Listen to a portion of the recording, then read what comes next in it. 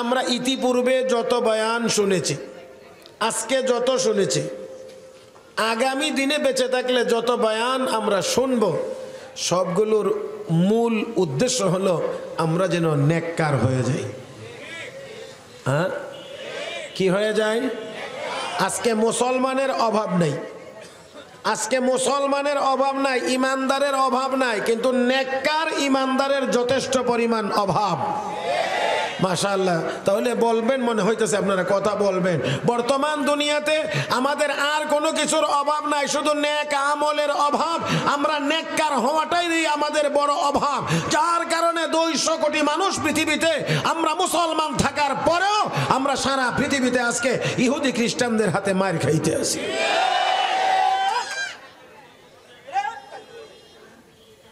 মুহতারাম হাজিরিন, যদি আমরা কি কার হইতে পারি? মাশাআল্লাহ, একটু বললেন কি কার হওয়ার দরকার আছে? আল্লাহ, দুনিয়াতে যদি আমরা শান্তি চাই, পরকালে যদি আমরা মুক্তি চাই, দুনিয়ার জীবনে যদি কাফের বেঈমানদের সামনে মাথা উঁচু করে দাঁড়াতে চাই, তাহলে নেককার হওয়ার কোনো বিকল্প নাই। টাকা পয়সা দিয়ে, বাড়ি গাড়ি দিয়ে কাফের বেঈমানদের মোকাবেলায় কিছুই করা যাবে না যদি আমাদের ভিতরে ঈমান মজবুত না থাকে, আমাদের আমল যদি মজবুত না থাকে। আমার ভাইয়েরা, তাহলে নেককার আমরা যেন হয়ে যাই, এই জন্যই এই বয়ান, এই ওয়াজ, এই তাফসির, তাবলীগের ইজতেমা, যা কিছুই বলি না কেন, সবগুলোর উদ্দেশ্য হলো আমরা যেন নেককার হয়ে যাই। এবারে আসেন, আমরা যদি সবাই মিলে নেককার হয়ে যাই, সব মানুষ না, সব জিন্নাত না, সমস্ত মাখলুক যদি নেককার হয়ে যায়, এতে করে কার কি লাভ হবে? মুহতারাম হাজিরিন, একদম সহজ কথায় বলছি, আমরা সবাই যদি নেক আমল করি, তাহলে আল্লাহর বিন্দু পরিমাণ কোনো লাভ হবে না। লাভ যা হবে তা আমাদের হবে। আমরা সবাই যদি নাফরমানি করি, তাহলে ক্ষতিও আল্লাহর হবে না, ক্ষতি আমাদের নিজেদের হবে। এই কথা দুইটা খুব মনে রাখতে হবে। নেক আমল করলে লাভ আল্লাহর না বান্দার? আমার তিলাওয়াতকৃত আয়াতে কারিমার প্রথম অংশে আল্লাহ বলেন, মান আমিলা সালিহান ফালিনাফসিহি, যে ব্যক্তি নেক আমল করবে তার নিজের উপকার হবে। তাহলে আমরা নেক আমল করলে উপকার, লাভ, ফায়দা আল্লাহর হবে না আমাদের হবে? আরো জোরে কোন, আল্লাহর হবে না আমাদের হবে? হে মুসলমান, তাহলে আসুন এবার বোঝার চেষ্টা করি নেক আমল করলে কি লাভ হবে। প্রথম নাম্বার ভালো করে আমার দিকে তাকিয়ে শুনবেন ভালো করে, ও মুসলমান, নেক আমল যদি আমরা করি, আমরা যদি নেককার হয়ে যাই, তাহলে প্রথম নাম্বার উপকার হলো রব্বে করিম ওই নেককার মানুষটাকে সারা পৃথিবীর সকল মাখলুকাতের সামনে আল্লাহ তাকে দামি বানায়া দিবেন। কি বানায়া দিবেন? দামি। আমরা তো দামি হতে চাই, কিন্তু আমরা মনে করি বেশি টাকার মালিক হলে দামি হওয়া যায়। কেউ মনে করি বড় চেয়ারে যদি আমি বসতে পারি, তাহলে মনে হয় দামি হওয়া যায়। না, কোনোটাই বসে দামি হওয়া যায় না। কারুন বহু টাকার মালিক ছিল, কারুন বহু টাকার মালিক ছিল, দামি হতে পারে নাই। মুহতারাম হাজিরিন, আব্রাহা অনেক বড় প্রতাপশালী চেয়ারের মালিক ছিল, কিন্তু দামি হতে পারে নাই। নমরুদ বড় চেয়ারের মালিক ছিল, দামি হতে পারে নাই। পৃথিবীতে অনেক মানুষ টাকাওয়ালা ছিল, দামি হতে পারে নাই। কিন্তু খেয়াল করে তাকায়া দেখেন, রাসূলের সাহাবী কালো বেলাল দামি হয়ে গেছে। ঠিক না? আমি আপনাদেরকে দুইজন ব্যক্তি দুই দিক দিয়ে দেখা, একটু খেয়াল করবেন। একজনের নাম আবু জাহেল, একজনের নাম বেলাল। আপনারা তাকান, একটু খেয়াল করে। আবু জাহেল দেখতে সুন্দর ছিল, আবু জাহেল ধনী মানুষ ছিল, আবু জাহেল নেতা ছিল। কয়টা? আবু জাহেল দেখতে অনেক সুন্দর ছিল, আবু জাহেল ধনী মানুষ ছিল, আবু জাহেল নেতা ছিল। এবারে আসেন এইদিকে, বেলাল দেখতে কালো বিশ্রী ছিল, 2 নাম্বার গোলাম ছিল, 3 নাম্বার গরিব ছিল। তাহলে এখানে যেই তিনটা আছে, সম্পূর্ণ বিপরীত দিকে বেলাল অবস্থান করছে। আবু জাহেল দেখতে সুন্দর, বেলাল কালো। আবু জাহেল ধনী, বেলাল গরিব। আবু জাহেল নেতা, বেলাল গোলাম। বেলাল গোলাম। এখন আপনারা বলেন কে দামি? আস্তে কোন দেহি? কে দামি? বেলাল, বেলাল, বেলাল, বেলাল। এবার আপনারা বলেন, তাহলে সৌন্দর্য দিয়ে দামি হওয়া যায় না? ধন দৌলত দিয়ে দামি হওয়া যায় না? নেতৃত্বের চেয়ার দিয়ে দামি হওয়া যায় না? দামি হওয়া যায় ঈমান আর নেক আমল দিয়ে। আমার ভাইরা, আমার বন্ধুরা, বিশ্ব নবী রাহমাতুল লিল আলামিন সেহরি খাইতে আছেন। বেলাল গিয়ে বলেন, ইয়া রাসূলুল্লাহ, ইয়া হাবিবাল্লাহ, সেহরির সময় শেষ হয়ে গিয়েছে, খানা বন্ধ করেন। আল্লাহর নবী বললেন, না বেলাল, এখনো সুবহে সাদেক হয় নাই, সময় আরো বাকি আছে, খাইতে আছেন। বেলাল দ্বিতীয়বার গিয়ে বলেন, ইয়া রাসূলুল্লাহ, সুবহে সাদেক হয়ে গেছে, খানা বন্ধ করেন। রহমতের নবী বলেন, না রে বেলাল, এখনো সময় আছে, নবী খাইতে আছেন। তিন নম্বর বারে হযরত বেলাল গিয়ে বলেন, ইয়া রাসূলুল্লাহ, আল্লাহর কসম, সুবহে সাদেক হয়ে গেছেন। আমার নবী হাতে ওঠানো রুটির টুকরাটা ফেলে দিয়ে কো, বেলাল রে, আসলে সুবহে সাদেক হয়েছিল না, তোর কসমের কারণে আল্লাহ এই মুহূর্তে সুবহে সাদেক বানায়া দিয়েছে। হাদিস শরীফে আছে, আল্লাহ রাসূল বলেন, ইন্না মিন ইবাদিল্লাহ লাউ আকসামা আলা আল্লাহি লা আবাররা। আল্লাহর এমন কিছু বান্দা বান্দি আছেন যারা আল্লাহর নামে কসম করলে আল্লাহ ফিরাইয়া দেন না। মুহতারাম হাজরিন, এখানে কথা আমি বুঝাইতে পারবো কিনা জানি না, আমার যোগ্যতার ঘাটতি আছে, সেই জন্য বোঝানোটা আমার জন্য একটু কঠিন মনে হয়। তারপরেও বলার চেষ্টা করছি, আপনারা খেয়াল করলে আমি আশা করি আপনারা বুঝতে পারবেন। মুহতারাম হাজরিন, আল্লাহর বান্দা বান্দি যখন আল্লাহর ইবাদত বন্দিগি করতে থাকে, আল্লাহর ইবাদত বন্দিগি ঠিক মতো করতে থাকে, ফরজ, ওয়াজিব, সুন্নত মুআক্কাদা, নফল, মুস্তাহাব, তখন আল্লাহর দরবারে ওই বান্দার র‍্যাঙ্ক বাড়তে থাকে। চাকরিজীবী যারা তারা 2-3 বছর পরে পরে একটু প্রমোশন, একটু পদোন্নতি হয়, কথা ঠিক না? তো আস্তে আস্তে কাজ করতে করতে করতে করতে তো আল্লাহর বান্দা বান্দিও যখন নেক আমল করতে থাকে, ইবাদত বন্দেগী করতে থাকে, তখন আল্লাহর দরবারে তার র‍্যাঙ্ক কমে না বাড়ে?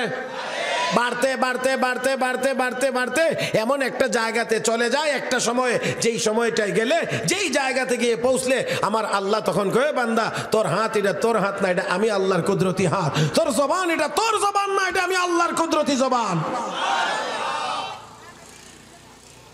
জানি না বুঝাইতে পারবো কিনা। সাইয়েদনা হযরত ওমর ফারুক রাদিয়াল্লাহু তাআলা আনহু মদিনার মাটি দিয়ে হাঁটছেন, মদিনার রাস্তায় হাঁটছেন, দেখে মাটি কাঁপে। মাটি কাঁপারে আমরা কি বলি? ভূমিকম্প। ভূমিকম্প না, হ্যাঁ, মাটি কাঁপতেছে। হযরত ওমর চিন্তা করেন, হ্যাঁ, মাটি কাঁপে, আল্লাহু আকবার। একেবারে মনোযোগী হয়ে কথাটা শোনেন। হযরত ওমর কি চিন্তা করেন, এই মদিনার জমিনের ভিতরেই তো বিশ্ব নবী শুয়ে আছে, কথা ঠিক না? এখানে একটু সামান্য কথা আপনাদেরকে বুঝাইয়া বলা দরকার মনে করি। আমরা এখন যে জমিনে বসা আছি, এটা হলো জমিনের পিঠ। আমরা যে জমিনের উপরে আছি, এটা হলো জমিনের পিঠ। যারা কবরে আছে তারা আছে পেটে, কথা বুঝেন নাই মনে হয়। এটা হলো আমরা যে আছি এখন জমিনের উপরে, জীবিত মানুষ থাকে জমিনের পিঠে, মৃত মানুষ থাকে জমিনের পেটে, পেটের ভিতরে। মুহতারাম হাজরিন, এই জন্যে জমিনের পিঠের দিক দিয়া, এই উপরের দিক দিয়া মক্কার দাম বেশি, জমিনের পেটের দিক দিয়া, ভিতরের দিক দিয়া মদিনার দাম বেশি। কথা বুঝতে হবে, জমিনের উপরের অংশ, উপরের অংশের দিক থেকে মক্কার মর্যাদা বেশি, কারণ মক্কায় বাইতুল্লাহ। কথা কয় না, কথা কয় না। হজ করার জন্য কোথায় যান? কথা কয় না, মক্কায়, মক্কায়, মক্কায়, মক্কায়। কারণ মক্কাতে আছে কি? খানায়ে কাবা, বাইতুল্লাহ। ইন্না আউওয়ালা বাইতি ওয়াদিআ লিন-নাস লাল্লাযী বিবাক্কাতা মুবারাকান ওয়া হুদাল লিল আলামিন ফীহি আয়াতুম বাইয়িনাতুম মাকামু ইব্রাহিম ওয়া মান দাখালাহু কানা আমিনা ওয়ালিল্লাহি আলান নাসি হিজ্জুল বাইত মান ইসতাতাআ ইলাইহি সাবিলা ওয়া মান কাফারা ফাইন্নাল্লাহ গানিয়্যুন আনিল আলামিন। আর একটু জোরে কন কষ্ট হইতেছে না? আমি আপনাদেরকে খুব লম্বা সময় বিরক্ত করব না, কষ্ট দেব না। ঘড়ির কাঁটা যেখান থেকে শুরু হয়েছে ঘুরে আবার এখানে আসলেই ইনশাআল্লাহ আমিও শেষ করার চেষ্টা করব। এর ভিতরেই কথাগুলো আমি গোছানোর চেষ্টা করব। তো বলছিলাম জমিনের উপরের দিক থেকে কোন জায়গার দাম বেশি? কয় না কোন জায়গা? কারণ কি? মক্কায় কি আছে? বাইতুল্লাহ, খানায়ে কাবা। খানায়ে কাবা, এই বাইতুল্লাহর কারণে বড় সুন্দর করে বলেছেন রাহে মেরা মাসকান হাওয়ালি কাবা বনে মেরা মদফন দিয়ারে মদিনা। হে মুসলমান, বিশ্ব নবী রাহমাতুল লিল আলামিন মদিনার জমিনে শুয়ে আছেন। জমিনের ভিতরে হযরত ওমর দেখেন জমিন কাঁপে, মেজাজটা গরম হয়ে গিয়েছে নবীর মহব্বতে। ও ভাইরা, হযরত ওমর চিন্তা করলেন, রে জমিন, তোর বুকে যেই নবী শুয়ে আছেন, বিশ্ব নবী রাহমাতুল লিল আলামিনকে বুকে ধারণ করে তুই জমিন কেমন করে কাঁপতে পারিস? মেজাজ গরম, হাতে ছিল লাঠি, জমিনের উপরে দিয়েছেন ধাক্কা, গুঁতো দিয়েছেন, আর ধমক দিয়ে বলেন ইয়া আরদু উসকুনি, হে জমিন থাম। আস্তে গো, নাচতে গো, নাচতে গো। সব জবানে একটা ঠোঁটো যেন বন্ধ না থাকে। জোরে কোন আল্লাহু আকবার। ইয়া আরদু উসকুনি, হে জমিন থাম। একটু চিন্তা করেন, আমরা পণ্ডিতেরা আমরা ভূমিকম্প অনুভব করলে 5 তলা থেকে গাছতলায় যাবেন গিয়া, বিল্ডিং এ থাকবেন না, দৌড়ে নামবেন, নয় একেবারে খোলা জায়গায় গাছতলায় গিয়ে দাঁড়াইবেন। আর যদি তারপরেও কেউ ভিতরে থাকতে চান তাহলে চৌকির নিচে, টেবিলের নিচে গিয়ে লুকায় থাকবেন। আমি বুঝি না এটা কোন বুদ্ধি। ছাদ হয়ে যদি ভাঙ্গা ফিরে জায়গা তো টেবিলের নিচে আর চৌকির নিচে গিয়ে কি হইতো? কোন ধরনের পরামর্শ জানি না আমি। যাই হোক, এটা কারণ আমাদের দেশে অনেক কিছুই মিলে না, অনেক কিছুই মিলে না। আর আমার মতো ছোট মানুষের কাছে তো আরো অনেক কিছু মিলে না। যে বাস চলে, বাসের পিছনে দেখি এখন লেখা come for education, go for health.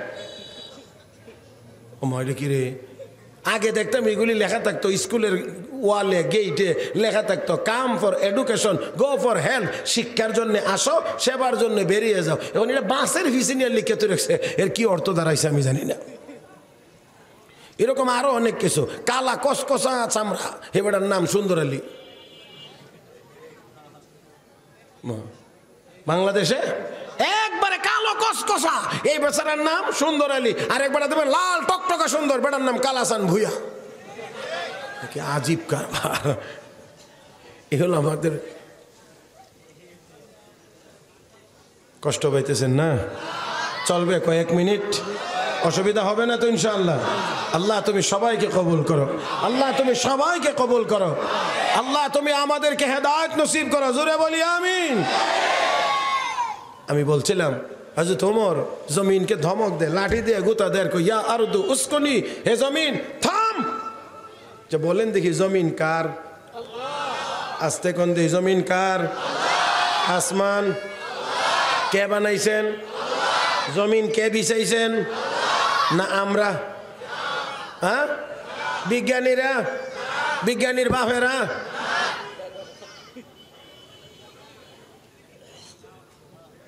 এদিকটা কথা কোকেটা, এই জায়গাটার মধ্যে একটু কথাবার্তা যে হয় একটু ফিরানো জানি। দেখেন বুঝছি, বিনয়ের সাথে কোনো সুযোগ থাকলে আওয়াজটা যে একটু কম করেন আর কি ওনারা। ভাইয়ের আমি বলছিলাম জমিন, সন্দেহ আছে নাকি? আল্লাহু আকবার। আল্লাহ রাব্বুল আলামিন বলেন আলাম নাজআলিল আরদা মিহাদা ওয়াল জিবালা আওতাদা ওয়া খালাকনাকুম আজওয়াজা ওয়া জাআলনা নাওমাকুম সুবাতা ওয়া জাআলনাল লাইলা লিবাসা ওয়া জাআলনান নাহারা মাআশা ওয়া বানাইনা ফাওকাকুম সাবআন শিদাদা ওয়া জাআলনা সিরাজান ওয়াহাজা وأنزلنا من المعصرات ماء ثجاجا لنخرج به حبا ونباتا وجنات ألفافا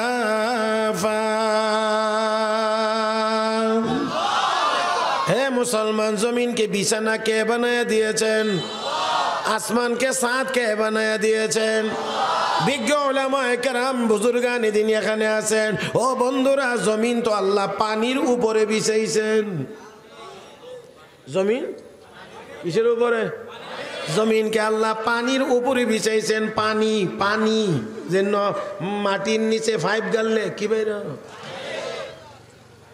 পানির উপরে আমার আল্লাহ মাটি বিছাইছেন। ও বন্ধুরা, আমরা তো দেখেন, একটু খেয়াল করেন, নৌকার মধ্যে যদি উঠি তাহলে দেখবেন কয়েকজন মানুষ এক সাইডে যদি হয়ে যায় নৌকা, হ্যাঁ ঠিক। ও মুসলমান, তাহলে এবার দেখেন এই জমিনকে আমার আল্লাহ কেমন করে বানাইলেন, কেমন করে স্থিতিশীল করে দিলেন। জমিনের উপরে 180 তলা ভবন, কয়না কয়না 180 তলা ভবনও আছে এই জমিনের উপরে। কোথায় জমিন তো একটু কায়ত হয় না। ও মুসলমান, আমার আল্লাহ পানির উপরে জমিন বিছায়া দিয়েছেন। আমার আল্লাহ আসমান বানাইছেন। খুঁটি কয়টা? এই এটা একটু আস্তে কইেন না, একটু জোরে কন। খুঁটি কয়টা? বাংলাদেশে নাই, ইন্ডিয়াতে মনে হয় আছে, পাকিস্তানে মনে হয় 2-4টা আছে, আমেরিকায় গেলে মনে পাওয়া যাবে। আল্লাহ, আমি সব কথা বলতে পারবো না, কারণ আপনাদের সামনে আমি একেবারেই নতুন, আর নতুন হইলে আবার একটু ঝামেলা থাকে। সম্পর্ক হয়ে সারলে ভাড়া দিলেও না দোস্ত ব্যথা পাইছি না। আর সম্পর্ক যদি না থাকে তো সাইডে হাইটটা গেলে তোর বাপের নাম কি, অপরাধ করছে হে জিগা হের বাপের নাম, তো একটু ঝামেলা আছে। এই জন্যে নতুন তো, এই কারণে আপনাদের সাথে আগে একটু সম্পর্ক হোক। আমার ভাইয়েরা, আপনারা একটু খেয়াল করেন, এই যে কাপড় দিয়ে একটা ছাদ বানাইছেন না, কাপড় দিয়া, এটার জন্য কতটা পিলার বানিয়ে দিয়েছেন? অভাব নাই। তো আল্লাহ এত বড় আসমান যে বানাইলেন, একটা পিলারও যে নাই। এ দুনিয়ার সায়েন্টিস্টরা, বিজ্ঞানীরা, যারা বিজ্ঞান বিজ্ঞান বিজ্ঞান বিজ্ঞান জপতে জপতে বলতে বলতে আর পড়তে পড়তে বড়াইতে বড়াইতে ঠোঁটের কোনায় ফেনা জমাও, আমার আল্লাহ 1000 বছর আগে তোমাদেরকে চ্যালেঞ্জ করছেন, তোমাদেরকে আঙ্গুলে গুতা দিয়ে দেখাইয়া দিয়ে বলেন, খালাকাস সামাওয়াতি বিগাইরি আমাদিন তারাউনাহা। হে সায়েন্টিস্টরা, এত বড় আসমান বানাইলাম, একটা পিলার ব্যবহার করি নাই, একটু দেখিস না, একটু দেখ। আর আমরা তো মাশাল্লাহ ছোট মোটো কেন ছাদ দিতে গেলে কয়শো বাঁশের খুঁটি যে দেওয়া লাগে হিসাব নাই। এরপরেও আবার ডালাই দেওয়ার পরে ইঞ্জিনিয়ার সাহেবের ফতোয়া হলো 21 দিন পর্যন্ত খোলা যাবে না, 21 দিনের ভিতরে খোলা হারাম।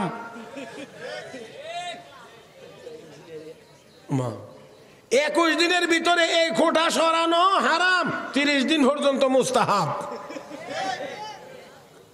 আপনারা বুঝলে বুঝেন, না বুঝেন নাই। রাজধানীর মানুষকে এত বেশি বারবার বলে বলে বুঝাইতে হবে, বুঝেননি? মানে 21 দিনের ভিতরে খোঁটা সারা যাবে, 30 দিন হইলে ভালো হয়, 30 দিন হইলে ভালো হয়, অন্তত 21 দিন। এতগুলি খুঁটি দেওয়া লাগে, এতগুলি খুঁটি দেওয়া লাগে। তো আমার আল্লাহ এত বড় আসমান বানাইলেন, এই আসমানটা আবার কদ্দুর বড়, কয় কিলোমিটার দৈর্ঘ্য? হ্যাঁ বলতে পারবেন? কয় কিলোমিটার দৈর্ঘ্য? আসমানের সীমানা কোথায়? আসমানের মাথা গিয়ে কোথায় পাওয়া যাবে? আমার ভাইয়েরা, দুনিয়ার কেউ এই পর্যন্ত পায় নাই, কেউ কোনোদিন পাবেও, আরো জোরে কোন পাবেও। রব্বে করিম 1500 বছর আগে কোরআন নাজিল করে সেই কথা আমাদেরকে আগেই জানায়া দিয়েছেন। ইয়া মাশারাল জিন্নি ওয়াল ইনস إن استطعتم أن تنفذوا من أقطار السماوات والأرض فانفذوا لا تنفذون إلا بسلطان فبأي آلاء ربكما تكذبان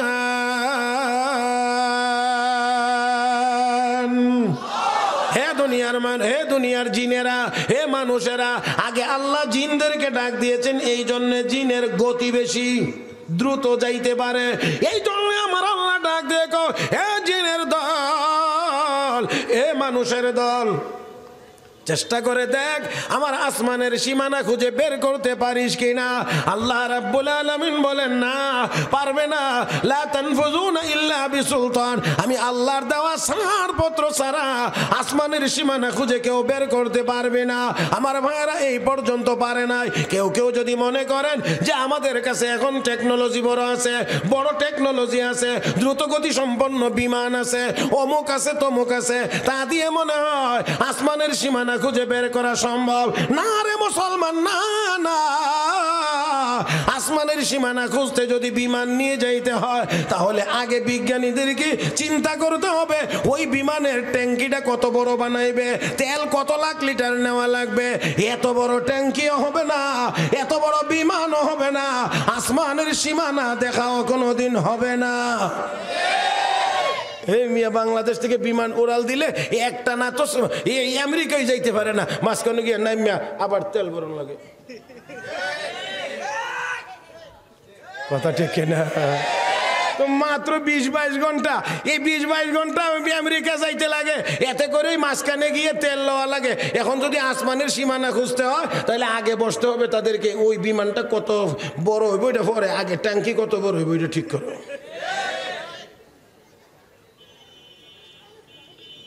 আল্লাহ কষ্ট দিয়ে লাগতেছি মনে হয়। তাহলে আসেন, এত বড় আসমান কে বানায়া দিলেন? কে বানায়া দিলেন? আল্লাহ আল্লাহ আল্লাহ আল্লাহ আল্লাহ আল্লাহ আল্লাহ। তাহলে এবারে আসেন, গোলামি হবে, গোলামি চলবে এই জমিনে কার? ও ভাইয়েরা, অনেক দূর বলতে চাইছিলাম যে কথা, এই জমিনটা কার? আল্লাহ। এখন কাঁপে, এটাও তো আল্লাহর হুকুমেই কাঁপে, কিন্তু ওমরে যে লাঠি দিয়ে গুতা দিয়ে কই ইয়ার দোস্কনি হে জমিন থাম, মনে আছে আপনাদের? আচ্ছা, তোমরের মর্যাদা মর্তবা ওই জায়গায় গিয়ে পৌঁছে গিয়েছে যেখানে গিয়ালে আমার আল্লাহ কো বান্দা তোর জবান, এটা তোর জবান না, এটা আমার কুদরতি জবান হয়ে যা। হয়তো তোমরের জবান দিয়ে যখন বের হয়েছে জমিন থাম, আমার আল্লাহ যেন বলছেন জমিন রে এটা আমার উমরের নির্দেশ না রে, এটা আমার নির্দেশ, থেমে যা। এই যে ভূমিকম্প বন্ধ হয়েছে 1500 বছরের ভিতরে মদিনাতে আর ভূমিকম্প হয় নাই, কিয়ামতের আগে আর কোনোদিন হবেও না। আচ্ছা, তোমার কাছে খবর আসছে গজব আমিরুল মুমিনিন দাবানল ছড়িয়ে পড়ছে, দাবানল আগুন পাহাড়ের গুহা থেকে বেরিয়ে এসে অনেক জায়গায় ছড়াইয়া গেছে, পুড়ে যাচ্ছে। আচ্ছা, তোমার পাশেই ছিলেন এক সাহাবি, নাম হযরত তামিম দারি রাদিয়াল্লাহু তাআলা আনহু। ডাক দিলেন, তামিম এদিকে আসো। কি? ওই আগুনটারে একটু দৌড়াইয়া নিয়ে গুহার ভিতরে ঢুকাই দিয়ে আসো। হ্যাঁ, সুবহানাল্লাহ। কালকে নাস্তার পরে বলবেন না। আপনারা জবান খুলতে খুলতে আপনারা এই শীতের দিন ফিডা বানায়নি, ফিডা একটা ফিডা আছে, আমরা এদিকে শীতল ফিডা, আপনারা কি কোন জানি না। এই শীতল ফিডা যে বানা যে পাত্রটার মধ্যে, এটার নাম কি? তাওয়া তো পরোটাই নেবেন, খোলা খোলা খোলা যোগ হইতে পারে না। এই পিঠা যদি ভালো বানাইতে হয় তাহলে আগে আগুন জ্বালাইয়া খোলাটারে গরম করা লাগে। ঠান্ডা খোলার মধ্যে নিয়ে যদি আপনি বিয়া সাইরা দেন তাহলে ফিটা জীবনও ভালো হইতো না। তো আপনারা খোলা গরম হইতে হইতে আমার ওয়াজের টাইমই শেষ হয়ে যাব, থাক আমার আর কিছু করার নাই।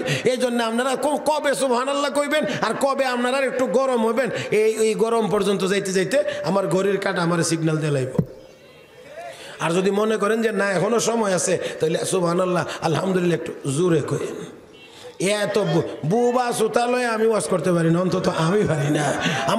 আমার শ্রোতা লাগবে স্ট্রং, ঠাস ঠাস করে আওয়াজ করতে হবে, জবাব দিতে হবে, কথা বলতে হবে।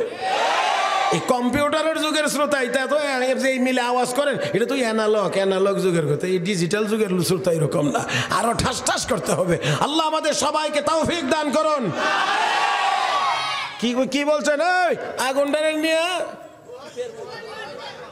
আচ্ছা তামিমে দাঁড়ি দৌড়ে গেছেন, গিয়ে আগুন যেখানে আছে তার কাছে দাঁড়ায় কই ইয়া নারু মাকানাক, ইয়া নারু মাকানাক, ইয়া নারু মাকানাক। হে জমিন, এই আগুন যেখানে আসো এখানেই থাক, যেখানে আসো এখানেই থাক, যেখানে আসো এখানেই থাক।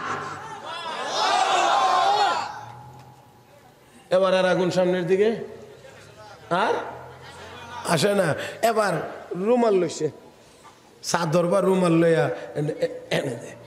আর কয় ইয়া নারু খালফাক, ইয়া নারু খালফাক, ইয়া নারু খালফাক, হে আগুন পিছনে যা, হে আগুন পিছনে যা, হে আগুন পিছনে যা। এবার আগুন পিছনে যাইতে যাইতে যাইতে যাইতে হযরত তামিমে দাঁড়ি বলেন, গরু ছাগল ভেড়া বকরির মানুষ যেমন লাঠি দিয়ে ফিডাইয়া বাড়িতে নিয়ে আসে, আমিও আগুন এইভাবে ধাওয়া করে পাহাড়ের গুহার ভিতরে ঢুকে দিয়েছি।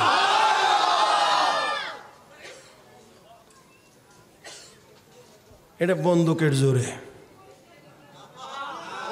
না, কইতে দেরি হইল কে? এটা টাকার জোরে, এটা গায়ের জোরে। তাহলে এবার ইনসাফের সাথে বলেন কিসের জোরে? আমার ভাইরা, আমার বন্ধুরা, তাহলে আমরা তো সেই মুসলমান, যেই মুসলমান আগুনকে গরু ছাগলের মতো লাঠি পিটা করে গুহার ভিতরে নিয়ে ঢুকিয়ে দেয়। সেই মুসলমান 200 কোটি মুসলমান 80 লাখ ইহুদির সামনে মাথা নত করে চলতে পারে না।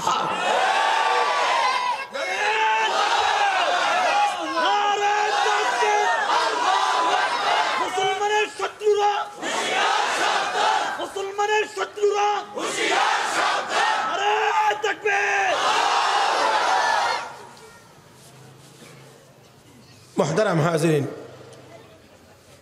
আসুন বলছিলাম আমরা যেন কি কার হয়ে যাই। কথা মনে রাখতে হবে, যাতে পরে আবার জিগাইলে আপনারা তো একবারে হারাই যান গে, তাহলে হবে না। এমন এমন লাগাম ছাড়া চললে হবে না, আবার ঘুরে জায়গাতে আসতে হবে। আমাদের এত বয়ান, এত ওয়াজ নসিহত, সবগুলোর একমাত্র উদ্দেশ্য হলো আমরা যেন কি কার হয়ে যাই। নেককার হয়ে গেলে আল্লাহর লাভ,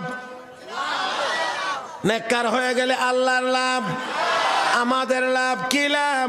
1 নাম্বার, সমস্ত মাখলুকাতের সামনে আল্লাহ দামি বানায়া দিবেন। আমরা তো দামিই হইতাম চাই, কি বলেন ঠিক না? তবে জানি না কোন পথে গেলে দামি হওয়া যায়, আর দামি কোনটারে হিডাও জানি না। কথা বোঝেন নাই?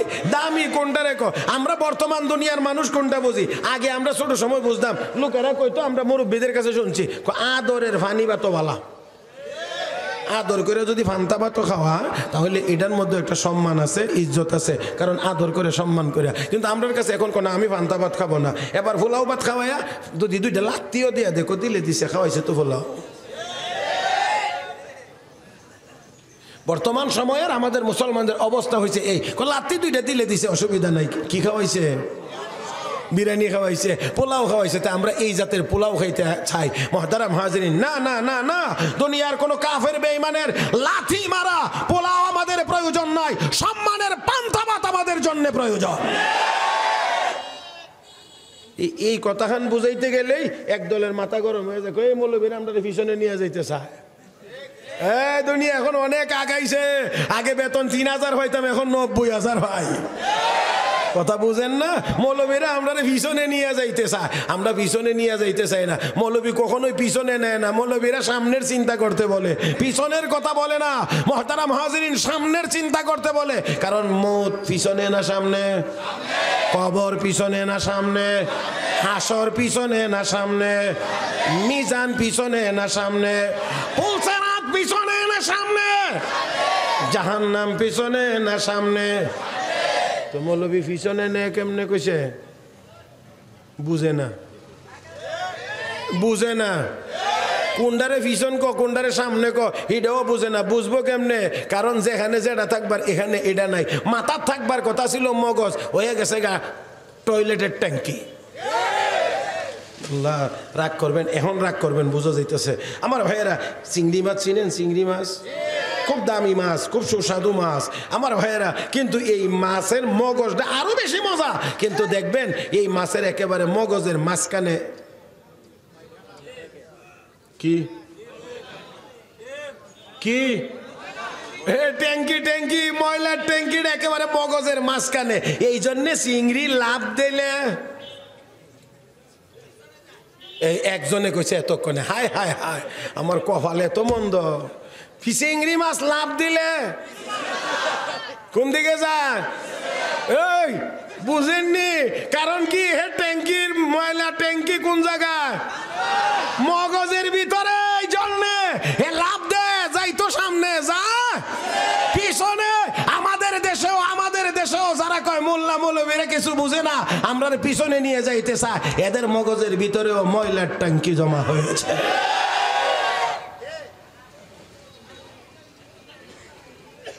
বেশি বলবো না, বেশি বললে অসুবিধা, রাগ করবেন, কথা বুঝলেন না? হ্যাঁ, আমরা কমই ভালো। হুজুর আছেন না না, শাইখুল হাদিস হুজুর দামাত বারাকাতুম, যারা উলামায়ে কেরাম আছেন বেতন কম পায়, অল্প অল্প পায় না, কিন্তু এরপর আলহামদুলিল্লাহ সুম্মা আলহামদুলিল্লাহ মৌত পর্যন্ত মোটামুটি সবাই খায়া বাচ্চা যা ভালোই খাইতে পারে। কিন্তু যাদেরকে দেখি কোটি কোটি কোটি কোটি কোটি কোটি কোটি ছাড়া কোনো কথাই নেই, এমন কোটিপতিদের কাছে গিয়া খোঁজ নিয়ে দেখবেন গনবার বেলায় গনে কোটি কোটি, খাইতে বইলে মাত্র 2 রুটি।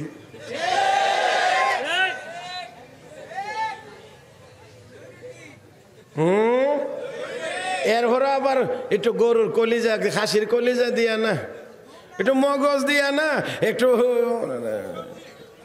সবজি, তাও মরিচ ছাড়া, তেল তো হারাম, লবণ বেশি দিলে আবার অসুবিধা। হায় হায় হায়, এই নি দুনিয়ার পিছনে দৌড়াইলেন, চোখের সামনে আছে কোটি কোটি টাকা, কিন্তু খাইতে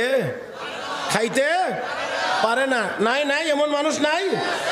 ومن أعرض عن ذكري فإن له معيشة ضنكا ونحشره يوم القيامة أعمى قال رب لم حشرتني أعمى وقد كنت بصيرا قال كذلك أتتك آياتنا فنسيتها وكذلك اليوم تنسى। আল্লাহ কয় আমার ইবাদত থেকে যারা একটু মাথা ঘুরাইয়া চলে যাব, ইবাদত করতো এইদিকে না করে ঘুরে জায়গা এইদিকে, আল্লাহ কফা ইন্না লাহু মাঈশাতান দানকা, তার জন্য আমি আল্লাহ জীবনটাকে সংকীর্ণ করে দেই। সংকীর্ণতার যত ব্যাখ্যা আছে এর 1 নম্বর ব্যাখ্যা হলো যে সম্পদ থাকবে কিন্তু ভোগ করতে পারবে না। থাকবে অনেক, ভোগ করতে পারবে না। আলহামদুলিল্লাহ, আমরা বেশি না থাকলে অসুবিধা কি? খাওয়া দাওয়া তো কোনো দিক দিয়ে কমও না, বিশ্বাস হয় না? হ্যাঁ, তা আমার সাথে লয়েন, সপ্তাহখানেক ঘুরবেন, বেশি লাগতো না, 1 সপ্তাহ। এরপরে খালি খুঁজবেন হুজুর আলুর ভর্তা কই, ডাইল কই, শুটকি ভর্তা কই, এইটা কই। আল্লাহর রহমতে এছাড়া আর কোনো উপায় নাই। মহতারাম হাজরিন, তাহলে আর বড় বড় উলামায়ে কেরাম বুজুর্গানে দিন যারা আছেন তারা তো আলহামদুলিল্লাহ আরো এরপরে আসেন। যদি কোন বলে ঘুমাইবার কথা তা তো আলহামদুলিল্লাহ দেখবেন মাদ্রাসায় গিয়া দেখবেন এই হুজুরেরা সাডি একখান বিছাইয়া কোনো রকম একটা বিছনা, বালিশ একটা শক্ত, এরপরে দেখবেন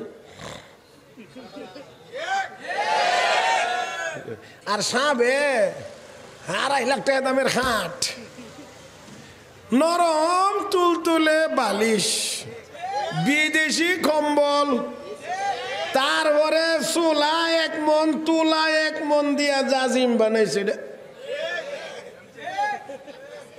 স্প্রিং করে।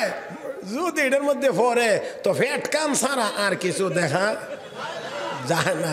তারপরেও এই বিছনা শরীফে যাওয়ার আগে, আল্লাহ, এই বিছনা শরীফে যাওয়ার আগে 2 খান ঘুমের ট্যাবলেট শরীফ আগে গিল্লা লয়। তারপরেও এই হলো দুনিয়া। মুহতারাম হাজরিন, এবার আমি আপনাদেরকে, কষ্ট পাইছেন না তো? এবার আমি আপনাদেরকে বুঝাইতে চাই, যান মসজিদে গিয়ে দেখবেন আপনার আলিশান প্রাসাদের চাইতে এই স্বাভাবিক সাধারণ একটা টিনের ঘরও যদি হয় মসজিদ, সাধারণ ওয়ালের ঘরও যদি হয় মসজিদ, এই মসজিদের ভিতরে আরাম বেশি, শান্তি বেশি, তৃপ্তি বেশি।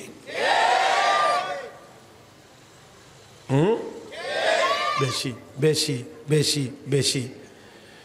ড্রাইভার তার মালিক নিয়ে কোথাও রওনা করছে, আমি ভাবটা বলছি। হযরত আকদাস মাওলানা হাকিম আখতার সাহেব রহমতুল্লাহি আলাইহি তার কিতাবের মধ্যে লিখেছেন, ড্রাইভার আজানের শব্দ শুনে মালিক রে কয়, স্যার আমি একটু নামাজ পড়ে আসি। ড্রাইভারে নামাজ পড়ে, কিন্তু মালিক মহোদয় কয় ঠিক আছে যা নামাজ পড়ে।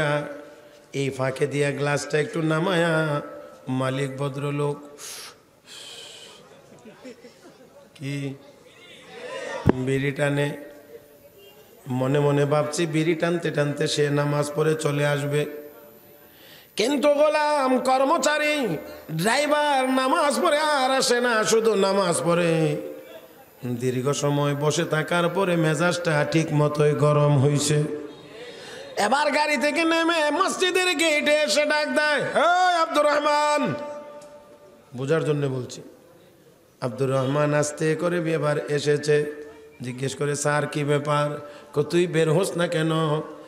স্যার আমাকে বের হইতে দেওয়া হচ্ছে না। কে তোরে মসজিদ থেকে বের হইতে দেয় না?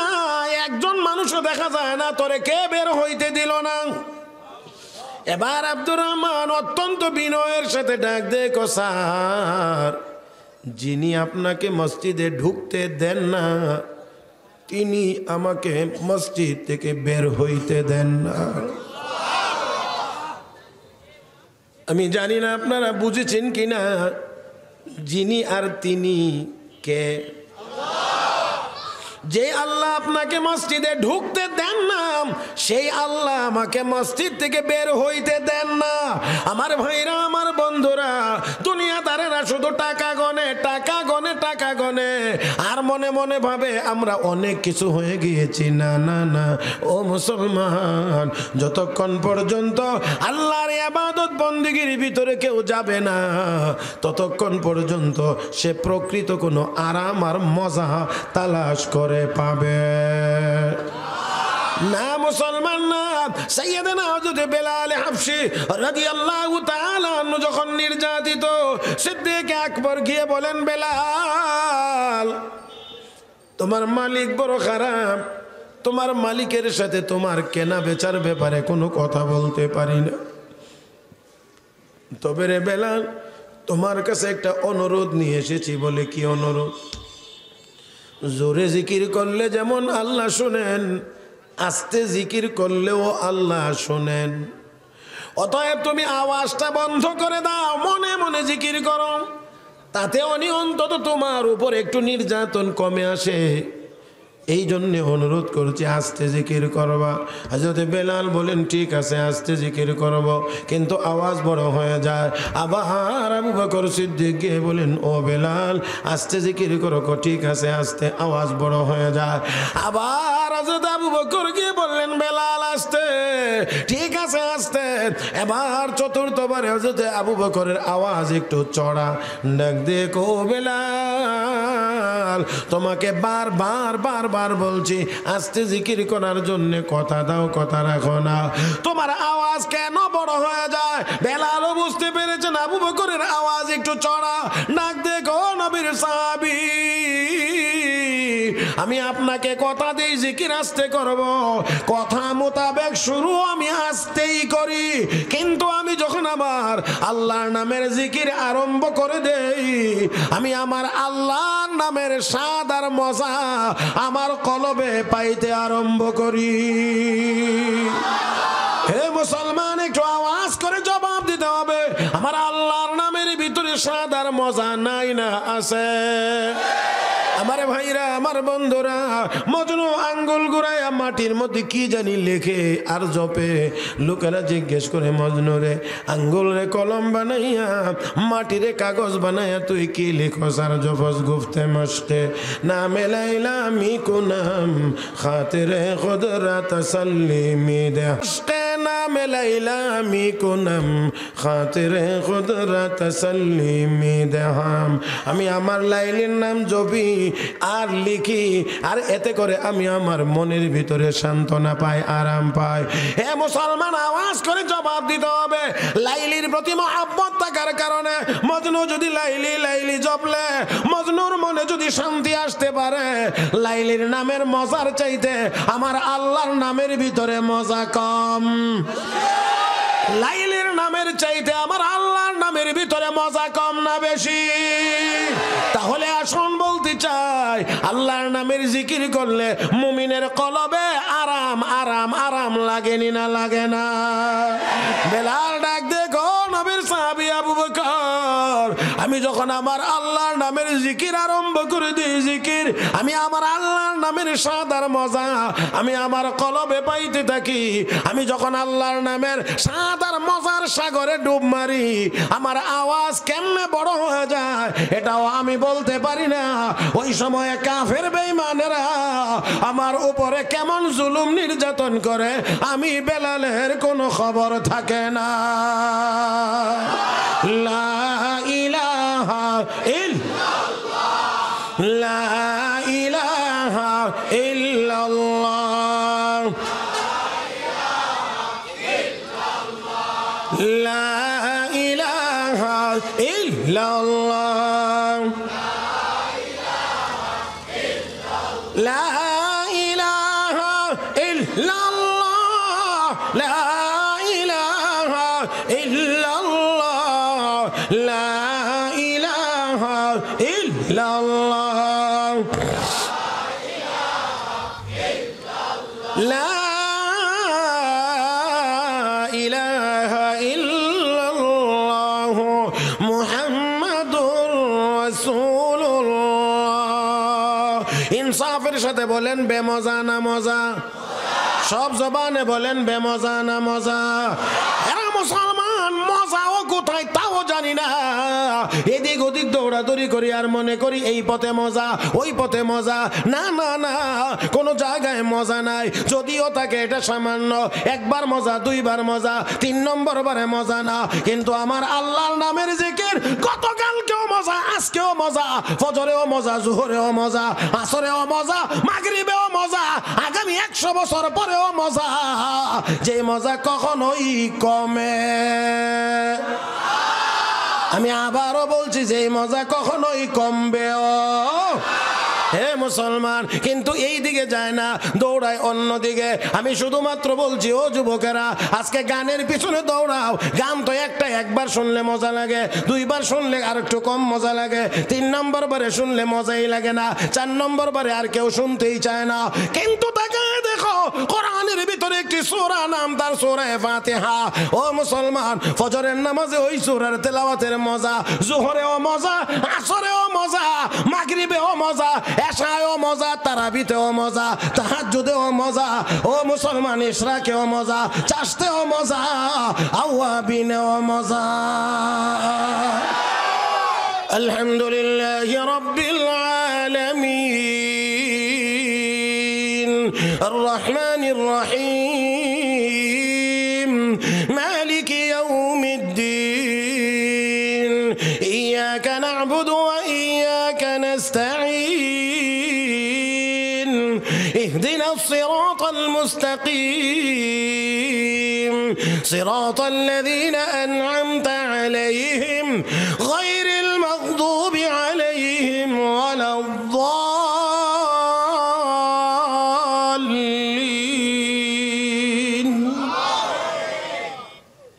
আমিন। কোন দেখি বেমজা না মজা? এটা ভালো লাগে না, এটা ভালো লাগে না, বুকটা ফাইটা যায়, এটা ভালো লাগে। হাসার জন্য বলি নাই, এটা হাসার জন্য বলি নাই। বুকটা ফাইটা যায়, এটা বলতে ভালো লাগে, এটা শুনতে ভালো লাগে। রব্বে কারীমের কোরআন তেলাওয়াত তোমার কাছে ভালো লাগে না? হায় রে মুসলমান, কপাল পোড়া। এত সুন্দর কোরআন আল্লাহ আমাদেরকে দিয়েছেন, যেটা সকালে মজা, বিকালে মজা, দুপুরে মজা, সারাদিন মজা, সারা বছর মজা। এটারে বাদ দিয়া গিয়া বুকটা ফাইটা যায়, হিডার পিছনে দৌড়। আমার ভাইয়েরা, আমার বন্ধুরা, ওই আসল কথা হয়েছে, এই এই মোল্লা মৌলবীর দল কোরআন পইরার পরে যে কি মজা হয়েছে, মানে ইটা কেমনে বুঝাইতাম আপনারা? আমি হন আর মানে আমার কাছে আর কোনো ভাষা নাই ব্যক্ত করার মতো। আমার এক জায়গা ভাই মারা গেছে, হজও করছেন, আল্লাহ মাফ করে দেন, দোয়া করে। বিড়ি খাইতেন, বিড়ি। তো মোটামুটি যথেষ্ট গ্রাম হিসাবে ভালো ধনী ছিলেন, সচ্ছল ছিলেন, ভালো টাকা পয়সার মালিক ছিলেন। তো বয়সে আমার যদিও ভাই, কিন্তু বয়সে ছিলেন অনেক ব্যবধান, অনেক বড়। তো যার কারণে আমরা মানে এত ব্যবধান হওয়ার কারণে ভাই না ডেকে দাদা ডাকতাম, যেহেতু বয়সের পার্থক্য অনেক। তো গিয়া বললাম, দাদা এখনো এই বিড়িটা নেন, কে যদি এটা খাওয়ানোই লাগে তার একটু উন্নতটা খাওয়া যায় না? আমার কথা বুঝছেন না? আরে যদি খাওয়ানি লাগে এটা, তাহলে আরো উন্নত মানেরটা আছে না, সিগারেট টিগারেট এইটা তো আকিস বিড়িটা দেখাই ইটা যত কিছুই দেখাও ইটার মতো মজা লাগে না। আল্লাহ, আমি মনে আপনারা বুঝাইতে পারছি না। যত কিছুই অন্যটি দেখাও না কে, ওই যে ইটা আছে না, ইটার মতো কথা বুঝছেন না আপনারা? তো এই বেচারা এটার মধ্যে যে কি মজা হয়েছে, এটা তো গুল্লি ফলা বেনসনওয়ালারা বুঝবে না যে এটার ভিতরে, এই বিড়ির ভিতরে যে এটা কি মজা হয়েছে। আমাদের দেশের ওই যে বড় বড় বড় বড় শিক্ষিত যারা, ডাঙ্গর ডাঙ্গর শিক্ষিত, ডাঙ্গর বুঝেননি? এটাকে আমরা গ্রাম্য শব্দ বলছি আর কি। বড় হইলে কো বাবা তাই ডাঙ্গর হয়ে গেছে, কথা বুঝেন না? তো ডাঙ্গর ডাঙ্গর শিক্ষিত যারা, যারা আমরা মোল্লা মৌলবীরা খালি একটু ক্রিটিসাইজ করতে চাই সুযোগ পেলে, বুঝি টুঝে না কিছু, কথা বুঝেন নাই? তাই না? খালি পয়সা গনে টাকা টাকা টাকা টাকা। এই যে করোনা গেছে না, করোনার সময় অফিসেও যাওয়া লাগছে না, স্কুলে যাওয়া লাগছে না, কলেজে যাওয়া লাগছে না, ইউনিভার্সিটি যাওয়া লাগছে না, ঘরে বয়ে বয়ে বেতন খাইছে। কোনোদিন গেছে না স্কুল খুলে দেন, কলেজ খুলে দেন, ইউনিভার্সিটি খুলে দেন, এই আবেদন নিয়ে কোনোদিন শিক্ষামন্ত্রীর কাছে গেছে না। কিন্তু যে মৌলবীরা বেতনই হয় না ভালো করে, অল্প সামান্য পায়, এটি গিয়ে শিক্ষামন্ত্রীর কাছে গুড় গুড় গুড় গুড় করে আপনার মাদ্রাসাটা খুলে দেন, মাদ্রাসাটা খুলে দেন। দেখা গেছে যে সব বন্ধ, মাদ্রাসা চলে, সব বন্ধ, হেফসখানা চলে, ঠিক না? ভালোই হচ্ছে এই সুযোগে মাদ্রাসা ছাত্র বাইরে গেছে গা, এই সুযোগে। এটাও আবার অনেকে কয় কি দিন দিন মাদ্রাসা ছাত্র বাইরে যাইতে গেছে, কথা বুঝেন নাই? কিছু আছে তো আর কোনো কাম নাই, এর মাথার মধ্যে খালি ইডিওই কামড়ায়, খালি মাদ্রাসাত নেই ছাত্র বেশি হয়ে যায়, মসজিদি বেশি হয়ে যায়, মুসল্লিনি বেশি হয়ে যায়, এইগুলো চিন্তা ছাড়া আর কোনো চিন্তা নাই, কথা বুঝেন নাই? আবার কেউ কেউ আছে খালি গবেষণা করে, মানুষ নি বাইরে যায়, মানুষ নিয়ে বেশি হয়ে যা। আরে এইটা নিয়েও একদল মাথা গামাইতে আছে, এই চিন্তা করতে করতে মাথা চান্দি খালি করে লেছে। আগে দেখতাম সরকারি কাগজপত্রে লেখা ছিল ছেলে হোক মেয়ে হোক দুইটা হলে যথেষ্ট। এখন দেখি রাস্তার মধ্যে বড় বড় সাইনবোর্ড লেখা দুইটার বেশি নয়, একটা হলে ভালো হয়। তো মাত্র 50 বছরে নইলে দেশ স্বাধীন হয়েছে, তো আগামী 50 বছর পরে সাইনবোর্ড এটা নামায় আর একটা উঠবে, সেটার মধ্যে লেখা থাকবে একটার বেশি নয়, না হইলে ভালো হয়।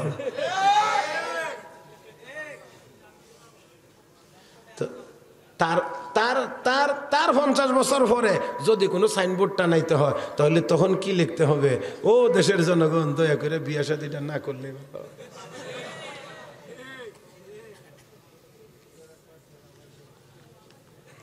হ্যাঁ, আচ্ছা, হুজুর আছেন, জিজ্ঞেস করেন কিয়ামত পর্যন্ত যত মানুষ আল্লাহ দুনিয়াতে পাঠাইবেন, কোন পর্যন্ত? না 2050 সাল পর্যন্ত? কিয়ামত পর্যন্ত যত মানুষ আল্লাহ দুনিয়ায় পাঠাইবেন, সবগুলো মানুষের রূহ আল্লাহ একসাথে বানায়া গোডাউনে রাখছেন। আপনারা ভাবার কোনো কারণই নাই যে এই রূহগুলো ওইখানেই থাকবে, দুনিয়াতে আসবে না। কারণ আমার আল্লাহ কিয়ামত পর্যন্ত যত মানুষ দুনিয়াতে পাঠাইবেন, দুনিয়াতে সবগুলো রূহ একসাথে বানায়া আল্লাহ গোডাউনে রাখছে। এবার আস্তে আস্তে আপনারা যে মনে মনে ভাবেন হুজুর যদি ফ্যামিলি প্ল্যান না থাকতো মানুষ কি পরিমাণ হইতো জানে, তো তার মানে কি বুঝাইতে চান যে আপনারা ঠেকায় লাইছেন, আল্লাহ আর ফাটাইতে পারতেছে না? সতর্ক হয়ে যান, সতর্ক হয়ে যান। চায় না এখন বাচ্চা নেওয়ার জন্য পুরস্কার দেওয়া শুরু করছে। যেই মহিলা বাচ্চা নেবে তারে বেতন দিমু, তারপরে ছুটি দিমু বাড়াইয়া, বেতন দিমু বাড়াইয়া, বোনাস দিমু বাড়াইয়া, তবু বাচ্চা লো। কারণ জনগণ কইমা যেতে গেছে, কাজের লোক নাই। হায় হায়, যারা আগে আইন করছিল একটার বেশি বাচ্চা নেওয়া যাবে না, এখন যারা বাচ্চা নিবা এরা বড় রকমের পুরস্কার দিমু, ছুটি 6 মাসের জায়গায় 1 বছর দেবো, বাড়িতে বয়ে বয়ে বেতন দেবো, বোনাস দেবো, তারপরও প্রোডাকশন বাড়াও। তারপরেও যদি আপনারা মনে করেন যে না আমরা বাড়াইব না, আল্লাহও কয় তোরা যদি স্বাভাবিকভাবে না নেস তো তোরা অস্বাভাবিক, আমিও অস্বাভাবিক। এই জন্যে একবার পত্রিকার পাতায় উল্টায় দেখলাম খবর বেরিয়েছে, আমেরিকা এক মহিলার ঘরে বাচ্চা হয়েছে একসাথে 8টা। আল্লাহ কয় দেখ একটা তো নিবে, কথা মানে বুঝে না মনে হয়, একটা তো নিবে একটা, তো একটার সময় আমার গোডাউন তো খালি করতে হইব, 8টা করে সাপ্লাই দেবো। কত নিডু আর ডানু কিনতে পারো কিনালা? হ্যাঁ, তোরা যখন আটকানোর চিন্তা করবে দিবে না স্বাভাবিকভাবে, তো তোরা অস্বাভাবিক, আমিও অস্বাভাবিক। যে সময় একটার চিন্তা করবে, কারণ আমার তো গোডাউন খালি করতে হবে, আমি তো গোডাউনে রাখবার জন্য বানাইছি না, রুহ বানাইছি দুনিয়ায় পাঠানোর জন্য। তো যেই সময় তোরার গেট খালি খোলা ভামো 8টা করে স্যার,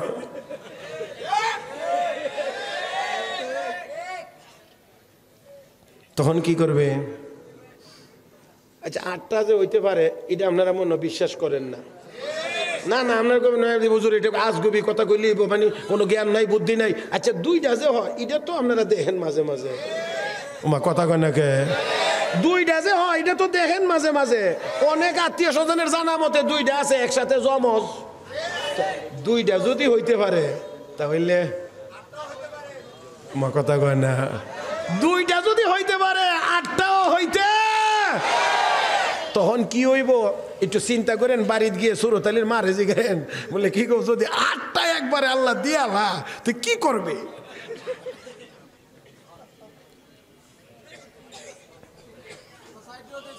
মহতারাম হাজরিন, বাস 4টাও দেখে লেছেন আপনি, তো আপনি তো কপালওয়ালা মানুষ, সৌভাগ্যবান মানুষ, 4জনও দেখছেন একসাথে হয়েছে। যাক, তাহলে আপনার অভিজ্ঞতাটা বড় ভালো, মাশাআল্লাহ। মহতারাম হাজরিন, তাই আসুন আল্লাহর শক্তির সামনে আমরা যেন চ্যালেঞ্জে না যাই। আল্লাহর শক্তির মোকাবেলা করার কোনো ক্ষমতা আমাদের ভাইরা, আমি বলছিলাম ঘড়ির কাঁটা ঘুরে আসলে আমি আমার কথা শেষ করব। ঘড়ির কাঁটা ঘুরে আবার নতুন করে যাত্রা শুরু করে দিছে, এই জন্যে এবার এটার একটু ব্রেক ধরাইতে হবে। এখন ব্রেক ধরানোর জায়গাতে চলে আসব। এবারে আসেন একেবারে আমি আমার জায়গাতে ফিরে যাইতে চাই, সেটা হলো নেক আমল যদি আমরা করি লাভ আল্লাহর না আমাদের? কি লাভ? দামি বানায়া দিবেন। কি বানায়া দিবেন? কার সামনে? সবার সামনে, সমস্ত সৃষ্টি জগতের সামনে আল্লাহ ওই মানুষটাকে দামি বানায়া দিবেন। এই দামি বানায়া দিবেন কেমনে? এর সব নমুনা, সব সুরত আমি একসাথে দেখাইতে পারবো না, একটা শুধুমাত্র দেখাইয়া আজকের আলোচনা শেষ করতে চাই। মহতারাম হাজরিন, আমি এখনো ওয়াজ করতেছি, কিন্তু দুলাবালুর গেরান আমি এখনো হইতেছি, কিন্তু সেটা বলি নাই, কারণ এই জ্যামের কারণে একটু লেট হয়েছে। লেট হইলে তো মানে মোটামুটি সবাই চিন্তা করে তাই দেরিতে আসছে, লেট করছে। মানে আসলে ইচ্ছাকৃতভাবে তো আর করি নাই। এত কঠিন জ্যামের মধ্যে বললাম না যে আমি তওবা করছি যে বৃহস্পতিবারে অন্তত ঢাকার দিকে আর কোনো প্রোগ্রাম আর কোনো দিন রাখবো না। 4টা বাজে ব্রাহ্মণবাড়িয়া বিশ্ব রোড থেকে রওনা দিয়ে এই সাইনবোর্ড আইতে রাত বাজে 8:30। তার মানে কয় ঘন্টা? 4.5 ঘন্টা। 3 ঘন্টা হইলে তো মালয়েশিয়া যাওয়া যায়। বিমানে গেছি 3 ঘন্টা লাগছে মালয়েশিয়া যাইতে। ভাইয়েরা, যাক, সেই জন্যে আমি বড় করছি না, শুধুমাত্র একটা কথা বলছি। হযরত ইব্রাহিম ইবনে আদহাম বলখি রহমতুল্লাহি আলাইহি জগৎ বিখ্যাত শাসক ছিলেন, বহুত বড় শাসক, আফগানিস্তানের শাসক। আফগানিস্তান সবসময় কিছু আল্লাহওয়ালা মানুষ শাসন করেছে। ইব্রাহিম ইবনে আদহাম বলখি রহমতুল্লাহি আলাইহি এর মধ্যে একজন, বাদশাহ কিরমানি এর মধ্যে একজন, সুলতান মাহমুদ গজনবী তার মধ্যে অন্যতম একজন। তো দেখেন, এই আল্লাহর বান্দা ইব্রাহিম ইবনে আদহাম নিজ প্রাসাদে শুয়ে আছেন, ঘুম চোখে আসতেছে ভাব, ঘুম পুরাপুরি লাগে নাই, এখনো ঘুম পুরাপুরি লাগে নাই, আবার একেবারে পুরাপুরি সজাগও না। এমন একটা সময়ে হঠাৎ করে শুনে ছাদের উপরে আওয়াজ হচ্ছে, খটখট খটখট খটখট। কে রে? আমার ছাদের উপরে কে? আমি একজন মুসাফির। তুই মুসাফির আমার ছাদের উপরে কি করিস? আমার একটা উট হারায় গেছে মরুভূমিতে, তালাশ করার জন্য আসছি আপনার ছাদের উপরে। বলেন দেখি আপনারা শুনলে কি কইবেন এবারে? আরো যার সাথে কথা হইতেছে উনি বাদশাহ, কাঁচা ঘুমটা ভাঙছে, মেজাজটা কি পরিমাণ গরম। এই আহমক, বেকুফ, নাদান, মরুভূমিতে উট হারায়া আমার ছাদে তালাশ করলে কি পাওয়া যায়? খুব ধমকের সাথে, কিন্তু উপর থেকে আওয়াজ এসেছে খুব নরম এবং দরদি কণ্ঠে। একটি কথা মনে রাখতে হবে, দ্বীনের দাওয়াতের কাজ নরম শব্দে হয়, গরম শব্দে হয় না। আমরা তো চাই অনেকে কিলায়া কাঁঠাল ফাঁকাই লইতে, বুঝলে বুঝেন, না বুঝলে নাই। অনেকে আমরা চাই কিলানি, বুঝেননি? কাঁঠাল শক্ত গাছের থেকে মারছেন, এটা এমনি কিলাইয়া চাই আমরা কাঁঠাল ফাঁকাইয়া লইতে। জি না, কাঁঠাল এমনি ফাঁকে না, কাঁঠাল ফাঁকানোর একটা স্বাভাবিক গতি আছে, কি বলেন ঠিক কিনা? তো উপর থেকে আওয়াজ এসেছে দরদি কণ্ঠে, মায়াবী কণ্ঠে, বাদশাহ মরুভূমিতে উট হারিয়ে, মরুভূমিতে উট হারিয়ে আপনার ছাদের উপরে তালাশ করলে যদি পাওয়া যায় না, আপনি যে নরম বিছানায় ঘুমিয়ে আছেন, এত নরম আর আরামের বিছানায় শুধু ঘুমিয়ে থেকে থেকে আল্লাহকেও পাওয়া যায় না।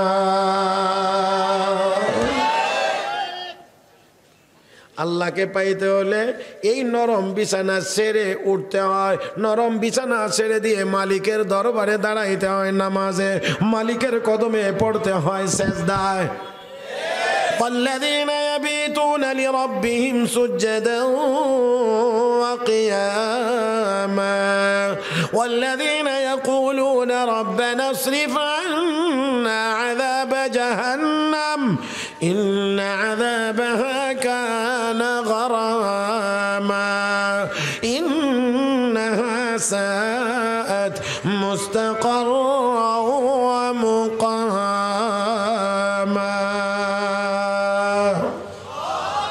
একটু জোরে ওপর থেকে আওয়াজ এসেছে বড় দরদি কণ্ঠে, ও বাদশাহ, এমন নরম বিছানায় শুয়ে শুয়ে আল্লাহকেও পাওয়া, বলেন পাওয়া যায় না।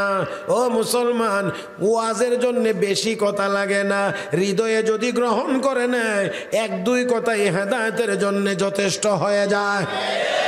আল্লাহর বাংলার হৃদয়ে বড় লাগছে, বড় নাড়া দিয়েছেন আমার ভাইরা।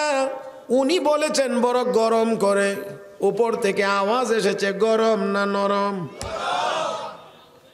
দাওয়াতের ভাষা গরম না নরম? নরম, নরম, নরম। আল্লাহ কথায় কথা চলে আসে। শাইখুল ইসলাম আল্লামা তাকি উসমানী দামাত বারাকাতুহুল আলিয়া তার কিতাবে লিখেছেন, হযরত হাসান হুসাইন রাদিয়াল্লাহু তাআলা আনহুমা দাজলা নদীর কিনারায় দুই ভাই বসা।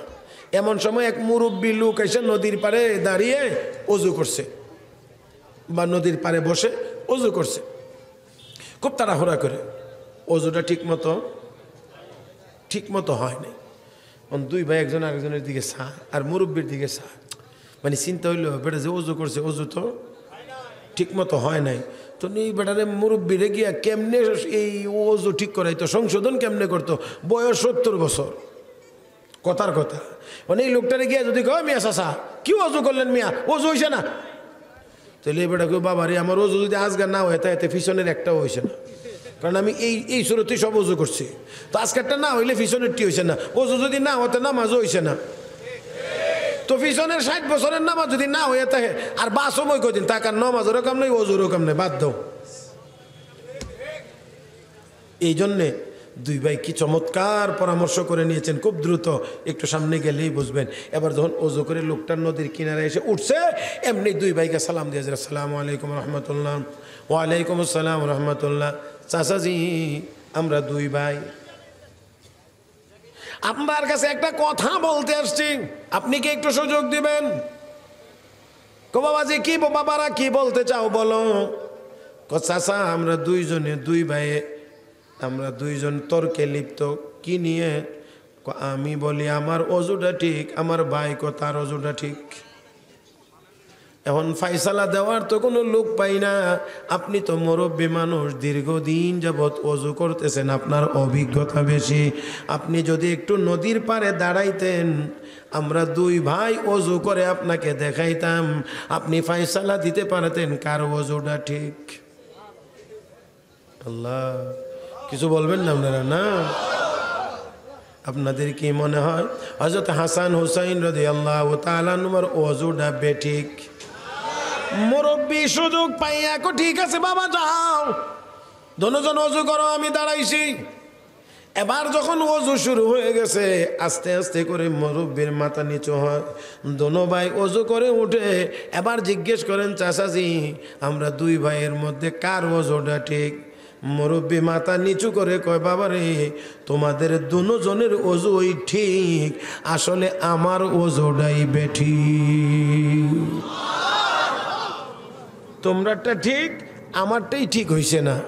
তাহলে ইজ্জত সম্মান সব ঠিক রইল, সংশোধনও হয়ে গেল। আমরা মনে করি না না এমনি হবে না, এমনি হবে না। বুঝলে বুঝেন, না বুঝলে নেই। আমার ভাইয়েরা, তাহলে আসুন বলতে চাই, তাবলীগের ইজতেমা কবে? হ্যাঁ, 2-3-4 ফেব্রুয়ারি, আগামী ফেব্রুয়ারি 2-3-4 ওলামায়ে কেরামের নেতৃত্বাধীন যেটা চলে এটার নামই তাবলীগ। ওলামায়ে কেরামের নেতৃত্বে যেটা হবে এটার নামই ইজতেমা। বাস। আসুন ভাইয়েরা, বলছিলাম মনে আসেনি আপনাদের, ইব্রাহিম ইবনে আদহাম বলখি খুব হৃদয়ে লাগছে, মনে বড় ধাক্কা মেরেছে। এই জন্যে সাথে সাথেই খাটের ভিতর থেকে লাফ দিয়ে উঠেছেন, ছেড়ে দিলেন পোশাক, রাজকীয় পোশাক, পরে নিলেন সাধারণ পোশাক, ছেড়ে দিলেন রাজপ্রাসাদ, পথ ধরলেন সাধারণের পথ, বায়াত হইলেন গিয়ে খাজা ফুজাইল ইবনে আয়াজ রাহমাতুল্লাহি আলাইহির কাছে, সবক নিলেন, আদায় করলেন, মালিকরে তালাশ করতে শুরু করলেন। কে মালিক? কে মালিক? আর জোরে বলেন, কে মালিক? আমার ভাইয়েরা, স্বাভাবিক জীবনে আর ফিরে আসলেন না, ওই পথেই রয়ে গেলেন, ওই পথেই রয়ে গেলেন। মালিক রে তালাশ করেন, মালিক রে খোঁজ করেন, জবানে শুধু লা ইলাহা ইল্লাল্লাহ, লা ইলাহা ইল্লাল্লাহ। আমার ভাইয়েরা, আমার বন্ধুরা, মালিক রে এমন করে তিনি খুঁজে বের করলেন, খুঁজে পাইলেন। একবার ওনার মন্ত্রী সভার সদস্যবৃন্দ ওনাকে খুঁজে বের করে আনার জন্য গেলেন, দেখবার জন্য গেলেন। খুঁজতে খুঁজতে গিয়ে দেখে ইব্রাহিম ইবনে আদহাম বলখি দাজলা নদীর কিনারায় বসে বসে সুই সুতা দিয়ে শীত নিবারণের জন্য খেতা সেলাইতে আছে। কি সেলা? খেতা। খেতা গ্রাম্য ভাষায় বলছে কি, কাঁথা। খেতা সেলাই শীত নিবারণের জন্য। মাথায় হাত দিয়ে মন্ত্রিসভার সদস্যবৃন্দ কয়, ও ইব্রাহিম, এই নিয়ে আপনার দুরবস্থা, সিংহাসন ছেড়ে দিয়ে চলে আসলেন, আর আজকে আপনার এই দুরবস্থা, নিজের হাতে সুই সুতা দিয়ে শীত নিবারণের জন্য কাঁথা সেলাইতে হয়। এত দুরবস্থা, জলদি করে আসেন, সিংহাসন আপনার জন্য এখনো অপেক্ষা করতে আছে। ইব্রাহিম ইবনে আদহাম বলখি ডাক দিয়ে কয়, না না না, আমি আর ওই সিংহাসনে ফেরত যাইতে চাই না। যে সিংহাসনে গিয়ে বসে হুকুম দিলে কেউ মানে তো কেউ মানে না, কেউ যদি আদর করে কেউ তো আবার ঘৃণাও করে, কেউ যদি প্রশংসা করে কেউ তো আবার বদনামও করে। অতএব এমন সিংহাসনে আমি আর ফেরত যেতে চাই না। তোমরা একটু দেখে যাও আমার আল্লাহ আমাকে কেমন রাজত্ব দান করেছেন। এই কথা বলেই উনি ওনার হাতের সুইটা নদীতে নিক্ষেপ করে দিলেন। অতঃপর ডাক দিয়ে বলেন, রে নদীতে বসবাসকারী প্রাণীরা, আমার সুইটা তোরা ফিরিয়ে দে। বলতে দেরি হয়েছে। শাইখুল হাদিস হযরত মাওলানা জাকারিয়া রাহমাতুল্লাহি আলাইহি লিখেন, 1000 মাস একটি করে স্বর্ণের সুই নিয়ে নদীর কিনারায় হাজির হতে দেরি হয় না। উনি বললেন, আমি তো স্বর্ণের সুই নিক্ষেপ করি নাই, আর আমি তো এত সুইও নিক্ষেপ করি নাই, আমার লোহারটা কোথায়? বলা মাত্রই আরেকটা মাছ ঠোঁটের মধ্যে করে ওনার সুইটা এনে ওনার হাতে পৌঁছাইয়া দিয়েছে। বলবেন কি এটা টাকার জোরে, অস্ত্রের জোরে, কিসের জোরে? ইমান নেক আমলের জোরে। রব্বে করিম তাই বলেন, মান আমিলা সালিহান ফালিনাফসি, যে ব্যক্তি নেক আমল করবে তার নিজের উপকার হবে। 1 নাম্বার উপকার কি উপকার? তোমাকে সমস্ত মাখলুকের সামনে আল্লাহ দামি বানায়া দিবেন।